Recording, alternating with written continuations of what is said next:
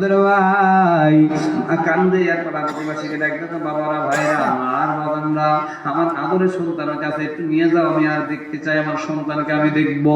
ভাইজান 10টা বছর ধরে আরো সন্তান মার খবর নেয় না। এবার মাকে একটা ব্যক্তি ঢাকাতে নিয়ে গেলেন সন্তানের বাসায়। ভাইজান সন্তানের বাসা দেখা দিলেন, ওই যে তোমার সন্তানের বাসা। মা সুন্দর করে লাঠি ভর দিয়ে দিয়ে ওই সন্তানের বাসার কিনারায় গিয়ে দাঁড়ায়। ভাইজান ঢাকা থেকে একটা দারোয়ান দাঁড়িয়ে আছে, দারোয়ানকে ডাকতে, বাবান আমি একটু ভিতরে যাব। দারোয়ান কয়, মা এই ঢাকার মধ্যে এমন কোন পরিবেশ নাই পরিচয় ছাড়া ভিতরে ঢুকানো নিষেধ, একটু পরিচয় দেওয়া লাগবে। মুসলমান ভাইরা আমার, এজন্য আমি বোঝাচ্ছি কোরআনের জ্ঞানের কি দরকার।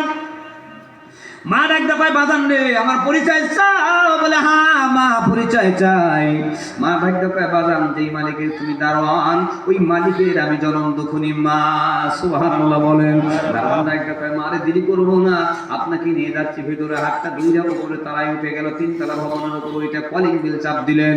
গেটের ঘর থেকে একদম ভিতর থেকে একজন ম্যাডাম বের হয়ে আসলো। ম্যাডাম বের হয়ে আসে, ডাকতে কয়, দারোয়ান তোমাকে তো এই চাকরি দেওয়া হয় নাই, ভিতরে মানুষ আনার পরিবেশ তো তোমাকে তৈরি করা যায় না, তৈরি করতে বলি নাই কেন, কি জন্য ওখান থেকে আল্লাহর বান্দাকে নিয়ে আসলে একটা ভিক্ষুক ফকিন্নিকে ঢুকাইলা?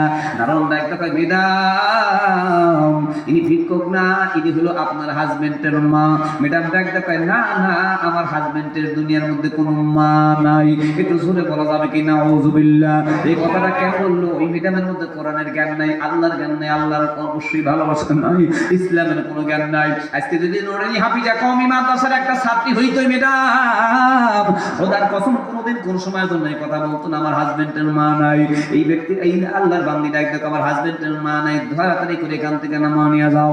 দারোয়ান স্বল্প টাইমের মধ্যে যদি না এখান থেকে না সরাও তাহলে তোমার সাথে বোঝাপড়া আছে, তাড়াতাড়ি আল্লাহর বান্দিকে ফকিরনিকে নিচে নিয়ে যাও। আল্লাহর বান্দি কথাটা শুনে চোখে পানি ছেড়ে দেয় আর কান্দে, আল্লাহ আল্লাহ আমি জনম দুঃখিনী মা। ওই মেসেরের বাবা